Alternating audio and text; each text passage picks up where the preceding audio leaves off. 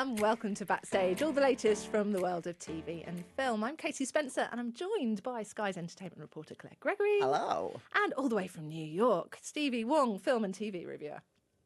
Hello. Coming up on this week's show. Look, it's the trip of a lifetime. Well? Are you going to introduce us? I'm all over this network. I need to have a say in the future of this place. What you are asking is unprecedented. I am unprecedented. Babe, how much did we make today? 5 million? How much did we lose today? $1 billion. And yesterday? 4 million? And yesterday? $1 billion.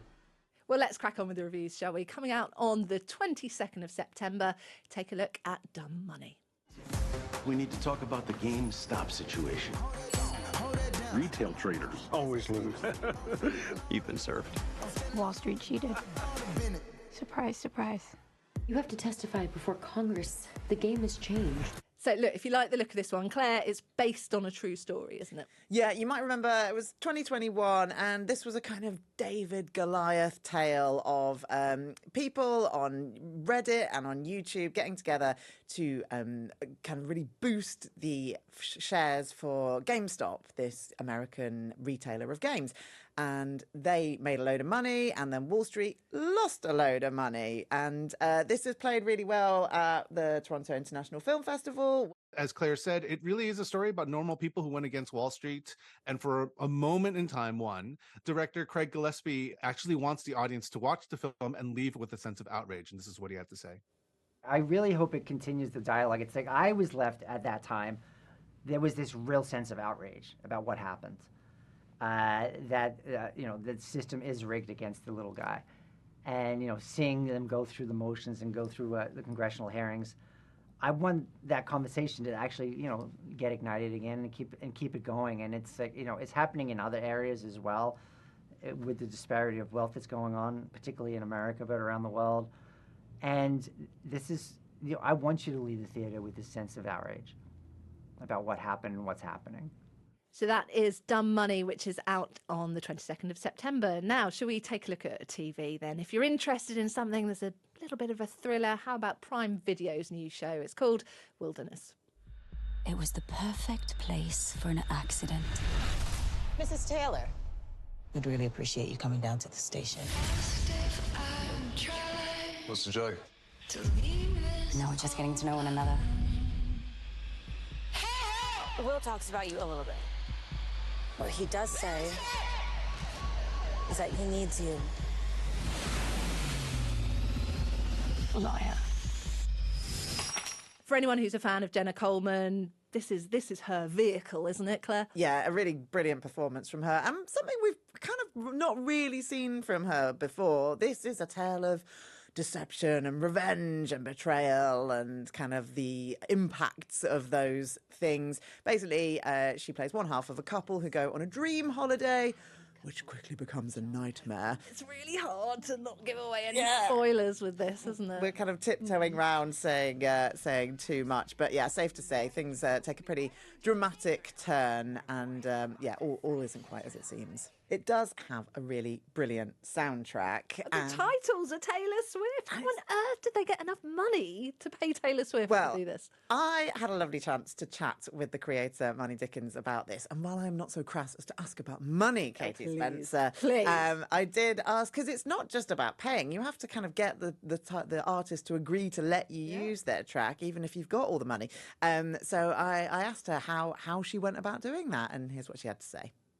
So the track was in there in episode 2 anyway, and then Amazon were like, you can have somebody for the title track, like Who's Your Dream? And obviously Taylor was the dream. So I wrote a love letter to her saying why this song is perfect, why she's perfect, and it worked. She gave her blessing. Yeah, she gave her blessing. Wilderness is out now on Prime Video. Now, look, another of the big releases that is out this week on Apple TV is Season 3 of The Morning Show, out now. You want that seat at the grown-up table. But it's not your turn, Alex. Don't forget to shut the door on your way out.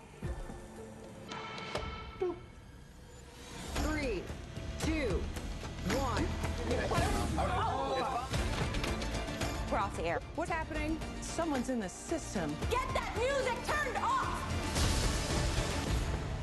UBA has been the target of a cyber attack. This hack is nuclear. Certain things may come to light. Did you ever tell anybody? Personal things that were never meant to be shared. Now, look, if we're getting into this one, Stevie, you have already completed the entire season. You might as well be the sort of unofficial #1 fan of the morning show. What do you make of this then, season 3?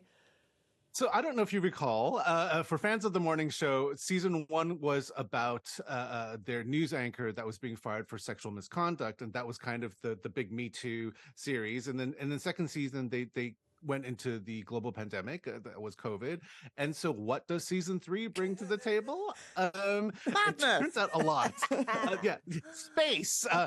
In this case, the company, that the channel that they are is up for being sold, and the person that's potentially going to buy it is a guy named Paul Marks, who's a billionaire, and he wants to go up to space. Elon Musk figure, isn't very Elon Musk. It's played by John Hamm wonderfully. Great. And he's going to come in and potentially buy this company. And what does that mean for the people of this company? And so a lot of intrigue and backstabbing and who wants what. It's getting so ridiculous now, though, isn't it? We're so desperate for people to watch or shove them in rockets now. Shall we throw them into space? I'm just going to take my news anchor up to space with me. I liked it. I just think what happened is maybe in season 1 and 2, they were so serious about what kind of show they were, and then they realized that, you know what, give them what the audience wants, a little bit of like reality, a little bit of like craziness, and then put them all in this blender and let's go crazy. And what's wonderful is all of these actors are such wonderful actors in general, and they may be in their own type of series, and so I love the different energy that kind of comes to play. But it is so juicy this season that I even texted Claire and I'm like, Claire, season 3, you got to watch this. So season 3 of The Morning Show is out now on Apple TV. Finally, we're going to talk about something that has already started in the last week. It's out on ITVX. It's My Mum, Your Dad. We're okay if you want to start dating again. I just want to give love and be loved. I would love Dad to have someone. I miss coming home to someone. Are you worried about whether you're ready? Yeah. It's just so nice to see. It's been 37 years since I've been on a date. We're a bit rusty. Now, this is basically a dating show for parents, isn't it? Love Island is the sort of unrealistic, perfect body, perfect lips, perfect face. Oh, actually, I mean, I'm just saying this out loud. This is meant to be sort of more realistic. They all look perfect, don't They're all they? really hot. No parents. beer, middle-aged spread and beer bellies here. Yeah. It's an interesting way of doing it, isn't it? Because the parents, unbeknownst to them, down the road, they're being watched by their children, and that is some of the beauty of this, the cringy moments that you get when the children are just watching their parents go on these dates. It's quite a delight to see that. There's something quite touching about this, though, isn't there, Stevie? Oh, definitely. I mean, I think when you mentioned that we should watch this show, I was like, oh, great. Here's like another one.